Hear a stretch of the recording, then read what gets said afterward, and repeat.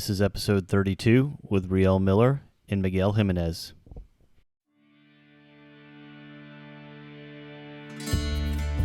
Welcome back to the Future Intelligent Leadership Podcast. If you're interested in innovative wisdom and practical tools for leading in a complex, uncertain, and exponentially changing world, then this podcast is for you. Aloha and welcome back to this episode of the Future Intelligent Leadership Podcast. This is your host, Tyler Mongan, co-founder of Haku Global. Today's co-guests are Riel Miller and Miguel Jimenez. Riel has been co-creating innovation, leadership, and transformation in both the private and public sectors around the world for the past 30 years. He's one of the world's leading strategic foresight designers and practitioners, and currently Riel holds the position of Head of Foresight and Futures Literacy at UNESCO in Paris. Riel's specialty is bringing decision makers to question the assumptions underlying current choices and exploring the potential of the present. He specializes in the cross-section of the futures of money, the future of schooling and university, the future of cyberspace, the future of technology, and the future of governance. Miguel is a futures and foresight practitioner with a strong focus on observing systems holistically.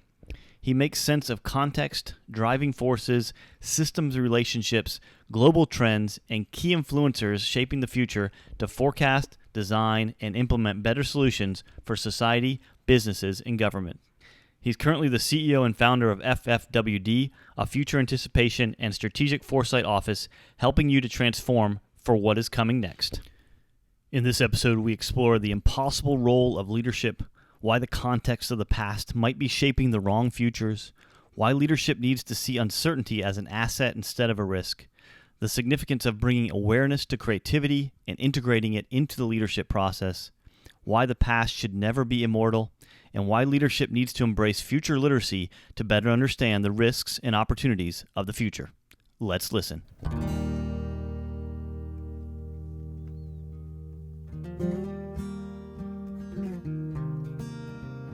So thank you, Riel and Miguel, for joining me today on this episode of the Future Intelligent Leadership Podcast. And as always, I want to start with this key question of how can leadership be more intelligent about the future, given this climate of uncertainty, complexity, exponential change in the world? And I'd like both of you to answer it from your own perspectives. And I'll just start with Riel. Thanks a lot. Really a very great pleasure to be here with you today. And congratulations on this podcast and the work you've been doing. So very much a pleasure for me to join you and to have this discussion. I think that if I have to reflect on this, I think leadership's been given a kind of impossible mission in the current world. And I think that's not leadership's fault. It's not the fault of the person who has said, why am I not like Iron Man? Or, why can't I be a superhero and solve the world's problems, or be a super entrepreneur like Steve Jobs or something like that? It's because I think we've cast the amazing ability that humans have to imagine things and act on what they've imagined. I think we've cast it in a way that makes leadership impossible. And that doesn't mean that you can't have local, by local, I mean simply time, space defined, limited engagement in achieving something specific. You can have a fantastic meal because the chef has created the fantastic meal, and they put that all together. And that's true also for maybe the Manhattan Project, and maybe even something like D-Day, or maybe even something like landing a person on the moon. And that looks phenomenal and incredible. But we have to remember that these were very specifically targeted projects. They weren't things like world peace, the elimination of poverty, the overcoming of patriarchy, the elimination of oppression and exploitation, which are very different types of goals. And I want to also say something then about firms and even governments. A firm which wants to deliver on an effective product has a very narrow and specific mandate, and you can do that better or worse. A government that wants to deliver better water or roll out vaccines can do that in a better or worse way. These are similar to the kind of projects that I would consider to be D-Day style. Operations science, operations research, good logistics, business planning, strategic planning. All of those things are effective in these narrowly constrained contexts. And I think I want to add another to sort of come around back up to my opening point. All of those local efforts make up an assemblage. They make up something that has a bigger context, that gives a bigger canvas for all of it. And imagine that we stipulated that all of the organisms, all of those local contexts should always succeed. They should be all immortal and last forever. Well, we wouldn't have evolution. We wouldn't have transformation. We wouldn't have the end of the dinosaurs and the emergence of humans. I mean, we wouldn't have a creative universe. We would have a static universe where each component is immortal forever because they're presciently successful at predicting and dominating the future. So my overall point here is that I think we're in a period of transition in which the very basic idea of leadership has to be called into question in the old paradigm, and that we really need to begin to think about a fundamentally new paradigm. It's a bit cliched now these days, the term paradigm, but it has quite a specific meaning in a Kuhnian sense, which has to do with different principles of functioning, different axioms and theoretical foundations. And I would see leadership today moving towards a different perspective on its role and its nature. And to just conclude, I would say that nature is being able to detect the creativity of the world around us and bring that creativity to the attention of others without telling them what to do with it necessarily, but being able to name the unnameable, because we're continuously creating things without names, the unknown. And being able to detect the unknown and share the unknown, to me, is the generosity of leadership in an assemblage context. This is radically different from the perspective that dominates today, which is that the leader should deliver what they said they would deliver, and they should therefore control the future. I think that's an invitation for not only megalomania and authoritarianism, but it's an invitation to disappointment. Great, thanks, Riel. Miguel, what's your take on this question? First, Tyler, thank you for inviting me. And also, it's a great job that, as Riel said, already disseminating and evangelizing on futures and foresight. So that's been great. And the people you already had invited in the previous episodes, it's amazing. Great conversation going on. So Riel already pointed a very interesting thing, is that leadership today, they are expected to tame the future. They are expected to deliver results. And that is the main thing I see that needs to change, is that the short-termism view of the world. So why do we think that the future fits in the next 4 years? That's for politicians and democracy. So we choose a new one every 4 years. And how are they going to plan for something longer than that if there is no incentive in doing that? They're going to be out of their role. And if you go into companies, you go into the position of a CEO of a major global company, they might even stay in the position shorter than that. They stay for 2, 3, maybe 4 years. And how are they going to change anything when they are expected to deliver results for shareholders? And shareholders do not care about the future. They care about compound interest rates, money returns, and a lot of different things. But at the end, it's exactly what Riel said, is that the future does not happen in isolation. It's not that one person sits in some place, in any place of the world, and say, hey, this is going to be the future. I'm going to deliver it. It's going to be implanted in everyone's head, and everyone is going to be doing this from now on. It doesn't happen in isolation. It's a combination of things that need to shape over time. And the time that leadership is expected or given to provide results is shorter than the time the future needs to develop. And in relation to that, about the thing of what happened last year in terms of uncertainty and volatility and all that, that is very scary for shareholders. When you have something at stake, it's very scary to think about volatility. You might lose everything. And also for the future to be uncertain. But if you think of it, everything is natural. Uncertainty and volatility is natural. If there is certainty, and Riel already pointed to this, there is nothing you can change.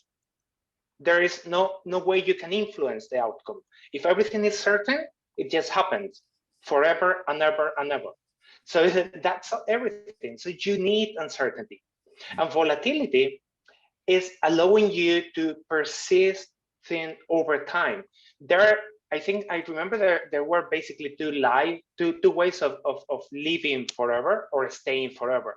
The first one was immortality, which is great if natural resources or whatever you use as a source of energy is constant. You don't need to change anything. You just stay and you have everything around you. So there is no need to change. But if there is a change in the context, so the ecosystem is changing, the other way to reach or live forever is reproduction. And reproduction is meant as a way to adapt to a new context. And this is what we are missing in leadership. We are expecting things to be certain, non-volatile, and also produce the same results that we've been producing all the time. But life itself is not working that way. So how can we expect humans or in the human context to work in a different way? And then even in that context, we take leadership and we expect them to provide results like these superpowers that Riel said. It's like, yes, I'm the super CEO, I'm going to do this, and I never fail, and I always give you 500% return on whatever you put in here. That is the most difficult thing, the short-termism and the pre-assumption that uncertainty and volatility are bad things, when indeed they are the only opportunity and chance we have to change what may lay ahead of us. Great, really great points from both of you. I really appreciate this starting point here. And it seems like there's definitely this connection between this idea of really expanding the context of not only leadership, but of the future, right? That we've put constraints on it that aren't realistic or maybe not helpful or useful at times. And Riel, would you like to follow up on that thought? Yeah, and I want to pick up on Miguel's point, Yeah, please. which I appreciate a lot, and the point that you're raising about the constraints. And I mean, from my point of view, genuine strategic leadership will close a firm. Will say, look, we've reached the end of the line on this. We should be reborn in 6 other forms. We should redeploy this energy and these assets somewhere else, and that should be considered a brilliant move. In other words, this is something that's very kind of foreign to the current way of thinking. But decline is not bad. It's natural, as Miguel said, and to be generous to birth and to think of what you're doing as good compost for what comes next is, to me, a natural way of thinking about leadership. It does not attempt to be immortal, and it does not attempt to enforce reproduction on the same model. This is one of the really big things that's up today, because reproduction on the same model is the reproduction of slavery. It's the reproduction of patriarchy. It's the reproduction of racism. Reproduction on the same model is a way to perpetuate. It's the way to create immortality of civilizations or of firms or of governments. And that's a form of suicide, honestly. And the species is seeing the damage that approach does in the form of climate change and in the form of this vulnerability to the pandemic, because we paid no attention in our arrogance to our fragility and to our natural condition. which puts us on an equal footing, not an exceptional footing with the world around us. Miguel, follow-up thoughts? Yes, so one of the things that regarding the expanding context, that happened last year. Before that, we've seen many companies care about the strategies, they care about products, releases, and everything they need to do as a company. It depends on their mandate, the sector, the industry, whatever. But what happened last year is that every single company got involved into human things. Now we care about lives, we care about viruses, we care a little bit more about the environment, and we even care about going out and taking a sun bath just for the sake of it. And that was in 2019, it was weird. So we expanded this context, and that expansion of the context is giving you one thing that we didn't have just 2 years ago.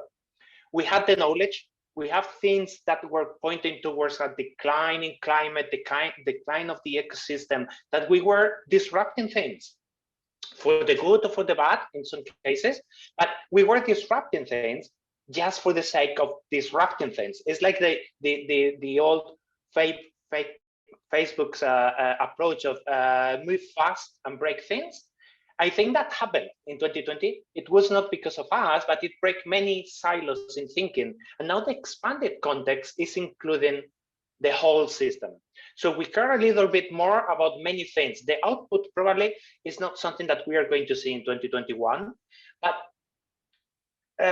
just think of the kids. Everyone that was born in the last year, they know nothing but face masks. They've been their whole life, just 100% of their life, isolated and confined at home. They appreciate, they might, I'm not sure how they feel because they are just 1 year old, but they might appreciate the sun in a complete different way than we do. When are we going to see that? Probably in 15, 20 years. Because that is the interesting thing, is that just because we see something happening today, just because there is correlation on some of the issues, we cannot anticipate causality or causality in the way that the future is going to develop, because you don't know. Now you need the time to do that. But this expanded context is something that some leadership, some people around organizations and governments are taking, and they are embracing it, and some others are pretty scared of what is coming next, basically because they don't know. And that might be exactly as Riel said, that might be closing your company, or your country goes out of business in the sense of GDP, for example. So what are we going to do in that case? But the context is already expanded. Now we need to go a little bit beyond that uncertainty and start to act on these new elements that we have in the new expanded context. Yeah, and please feel free to answer, Riel, in any way, but just curious too about this idea that seems to be coming up of, it's there's context, there's goals, and there's constraints, right? And how do we deal with these things? Because we seem like the old models of how those worked aren't going to maybe work in the future, right? And what are some new ways of thinking about how to model this properly? But please answer in any way that you feel responsive to Miguel. Yeah. I mean, I think that the issue here, and I think Miguel framed it in the way that we're experiencing it, which is, and let me make the kind of the pitch for futures literacy as a capability. Yeah. It's that, we were in a lot of long-standing routines, and that routine made was like being in a theater. You're looking at a future, and you know what that future is, and you're watching it unfold, and you behave accordingly. You go to the office, you go to the park, you socialize, you do all those things, and then suddenly that gets ripped away, and it's a violent thing. It's painful, it's disruptive, it's frightening, of course, but at the same time, it created an immense opportunity to understand the power of these images of the future. And it's not that I'm not complaining here, But in the 90s, I wrote about telepresence and the potential of telepresence. And then in the 2000s, the early 2000s, with Cisco, I wrote again on telepresence and the potential of telepresence, which could also be telephones, by the way, not just video. And so podcasts, and so conversations where people don't have enough bandwidth, so we do it just with voice. Those have all been possible for what, 50 years more, 30 years, the 20 years, and yet we didn't use them. And we didn't explore them. And I said just the other day in a meeting that I feel that we've seen how absolutely and fundamentally elitist globalization has been. In other words, face-to-face meetings are a privilege of a very few. But the kind of meetings that we can now do that are accessible to the world, we need to develop the protocols, we need to develop the rituals, we need to develop the trust creation procedures and handshakes and bows and smiles that make up the etiquette and the sequencing of creating a true global conversation. Globalization all of a sudden became, to my mind, much more serious in the sense of democratization, openness, and the world as a whole. But it was possible to do that 10 years ago. We just didn't do it, which shows you the power of these images of the future. And I think Miguel is absolutely right, is that all of a sudden we can rethink the office, we can rethink the relationship that we have to being at home and the difficulty of educating our children, but also the intergenerational knowledge and the pleasure and the pain that you have when you're all in the same place and you're interdependent. All of these things are huge learning opportunities, and they open up the way, they stimulate our imagination. That's what futures literacy is about. It's about being able to use your imagination, because the future is always imaginary, more effectively. And that's also, I think, by the way, to go back to the theme, a task for leadership, to cultivate this openness, to cultivate the imagination, to not lock people into one simple and single goal, unless you want to cook dinner or go to the theater together, but rather open us up to all the potential that the present gives us, because it's a creative present, and we need to be agile and spontaneous to take advantage of it. So, I mean, I think this is really a huge shift that's taking place. And today we've been invited by the pandemic to step up. And just kind of follow up on that, Riel, do you think, from the pandemic, do you see it as, we had this certain way of doing things to achieve goals, let's say, whether it be just an individual or a leader, and all of a sudden that just doesn't work anymore, but we're still trying to use the same model, right? That's kind of one of the main problems we're seeing. Yeah, I think it's, look, I mean, extrapolation is the easiest way to think about the future. Mm-hmm. It's only natural. I mean, a baby cries because when it cried once, it got fed. And then all of a sudden it says, if I cry, I get fed. And that's cool. And so it develops an anticipatory model, and it's based on expectations. So the power of the future here is that it's anchored in expectations. Expectations are anchored in the past. We extrapolate into the future, and we go, that's easy. Just let me cruise along. But this is where wisdom comes in. And by the way, it's kind of a sad thing that wisdom has sort of disappeared from our societies. Experience shows us, let's say you're a young person, you decide to get married, and you have this image of marriage as this kind of constant thing that's on the rails, and it just keeps on going straight ahead. And then you realize over time, wow, I have to evolve. I evolve, I change, they change, the relationship changes, children arrive, all sorts of things change. And you understand that things are not linear, they're not extrapolated, and that if you have a narrow expectation that it has to stay on just the railroad track, you're going to have a crash, because it's not the way the world works. And so as we experience uncertainty, creativity, and the only certainty is certainty, we let go of this desire to extrapolate the future. And that's where Miguel is absolutely right. There are some places and some governments that are saying, yeah, wow, this is a chance to really rethink stuff. Let's take advantage of that. And there are others who are just panicking and saying, my goodness, I have to go back to the ideas that I had when I was a teenager. That's ridiculous. Miguel, you follow up? Yeah, so that it's impressive because what it's happening actually is that we moved from a passive attitude towards the future just a couple of years ago to an active one, and also the balance of power has shifted now because everyone is at home thinking, they're reflecting on things happening on the outside because of the context change, the pandemic, whatever. And even some of them lost their jobs, some of them had kids, some of them married in this time. There are many things changing for people, but that shift the balance of power. So you can see how leadership is now not only answering the questions and responding to the requirements of stakeholders being shareholders, but also to people they were not aware of. Now, these people can be their own employees, and now they want to work from home. What are you going to do? You just invested in this new huge building, super nice, with the decor is impressive, and what are you going to do with that? Is that if people want to work from home and they want to still get paid the same, can they live in the cheapest place in your country? Or shall we pay less to them because of that?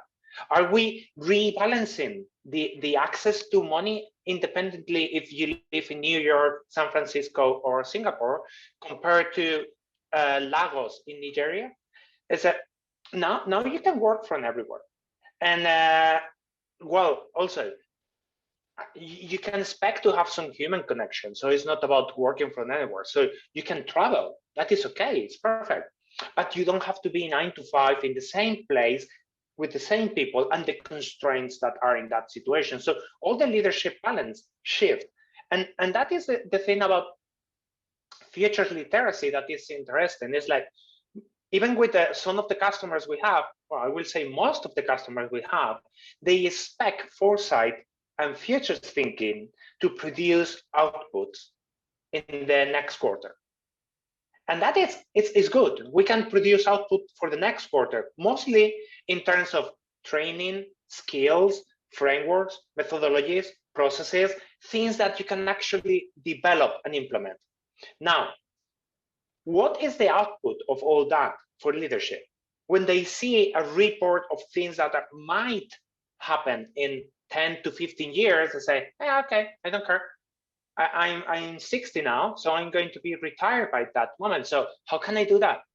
The issue is that when you become futures literate, what you do is not that you get trained in the future, is that you understand multiple possibilities that lay ahead in the future, and you are able to connect them to issues you have in the present time.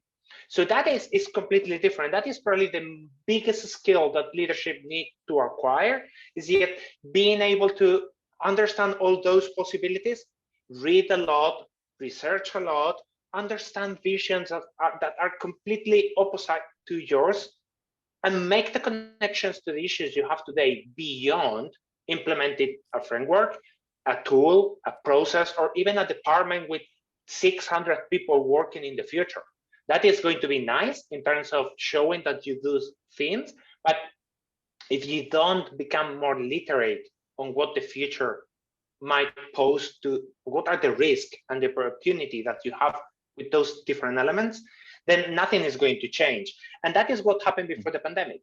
There was no incentive to shape the future. Everything was working perfectly. Everyone was at this cinema that Riel exposed, looking at the movie. It's convenient. We are human. Our minds are lazy. They don't want to waste energy. We have all these biases just to allow us to go on an autopilot. But now the autopilot machine is broken, and we need to start driving. Some people remember how to drive. Some other, they never learned to drive. So now they are struggling. And that is the thing that is more interesting. We need to learn how to drive in this time just to get to a place that actually is like driving. You never know where you're going, and actually you don't even know the road or the path that you are taking there. Mm. So it is that's the beauty of it. It's like the beauty of the future. Hmm. Go ahead, Rob. Yeah. I can just pick up on that very directly just by saying, Mm. I think there's an analogy here that speaks to people. There's an obvious difference between a place where people know how to read and write and a place where people don't know how to read and write.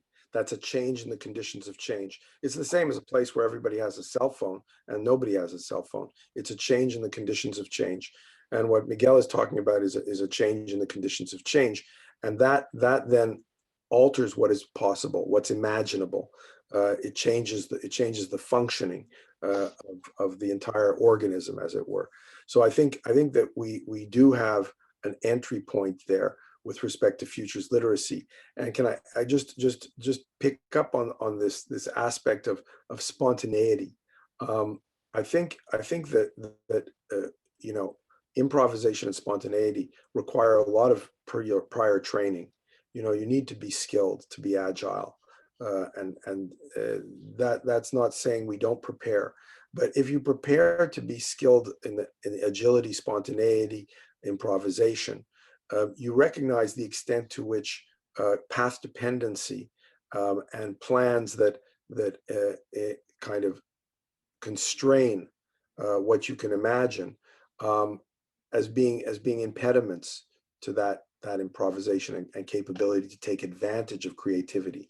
So I think it is important for us to emphasize that these are really natural attributes of human beings.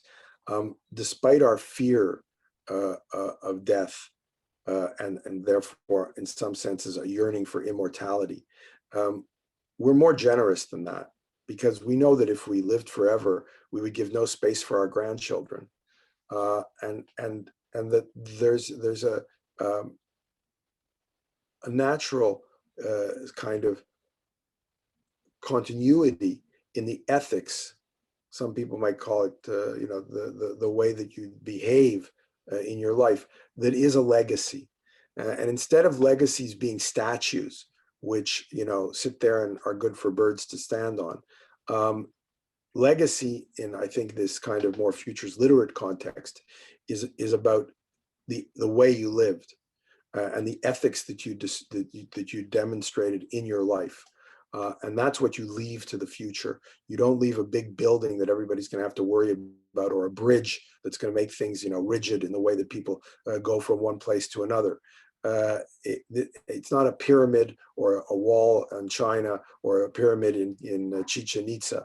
Those are the symbols and the approaches of societies that yearn for immortality and that want to reproduce through continuity, and are in fact afraid of the future and afraid of the world around us. And that's a fear it's the terrible fear to live with.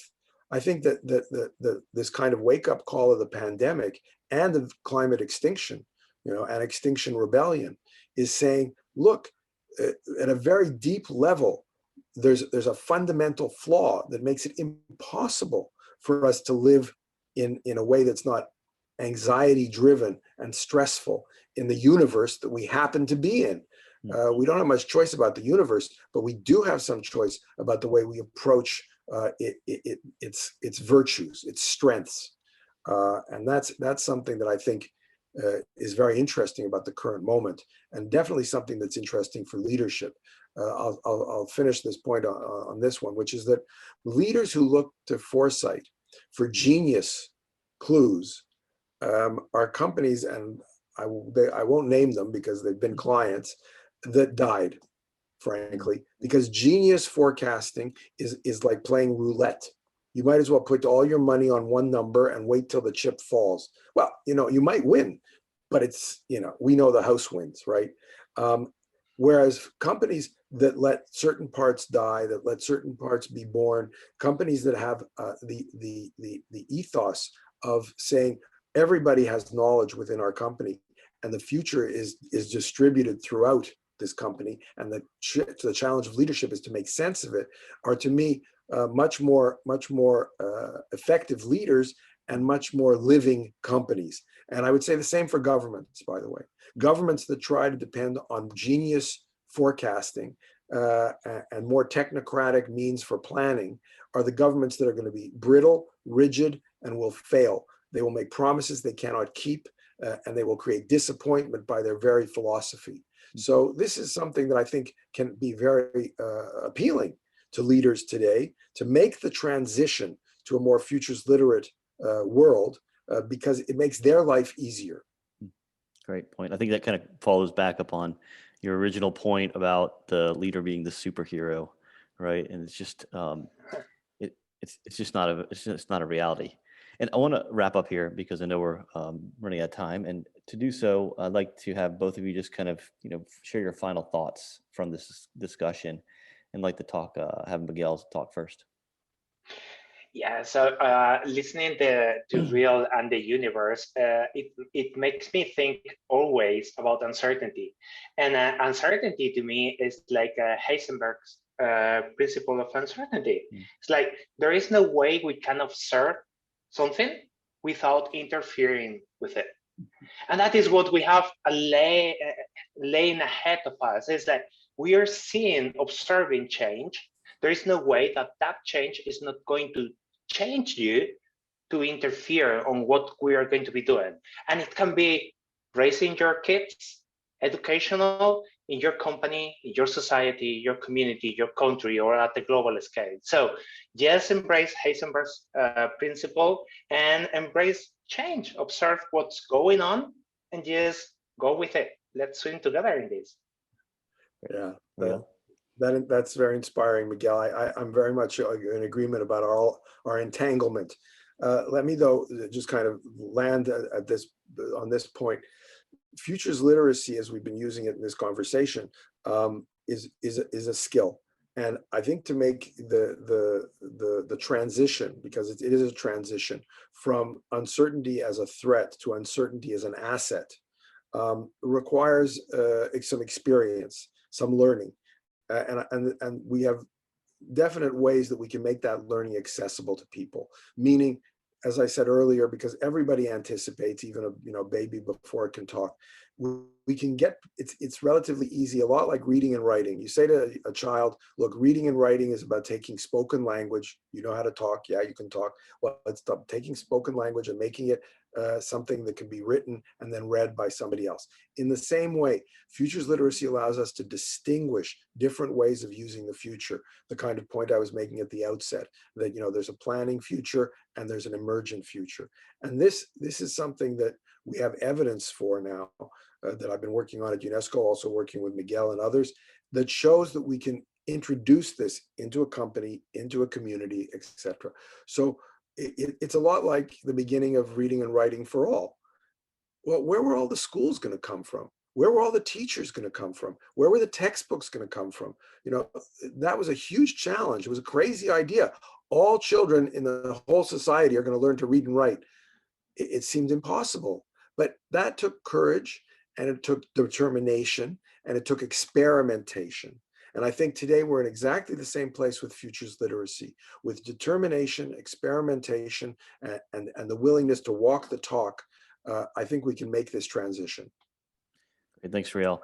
And then this final question I have for both of you, it might be the toughest one of the day. It's, what's one word you'd like to leave leaders to be more future intelligent? Miguel? Uncertainty. Yeah, emergence. Great. Well, Riel and Miguel, thank you both for being here today and sharing your insights, your wisdom, and your time. Really appreciate it. Thanks Thank a lot. you so much, Tyler. Have a good day. Bye-bye, guys. Thank you for joining us today on the Flowcast. To get a summary of today's dialogue, find out more about today's guests, listen to previous episodes, or discover more about Haku Global's neuroscience-based Futures Intelligent Leadership programs or customized strategic foresight and innovation sprints, visit us at www.haku.global. At Haku Global, we believe it is time for more futures intelligent leadership. The future is something we need to think more intelligently and feel more deeply about so we can collaborate to discover today's solutions for future problems. If you are in a leadership role and need support or training to scale futures intelligence across your organization, then contact us at Haku Global. This is your host, Tyler Mongan, and until next time, have a preferred and conscious future. Aloha.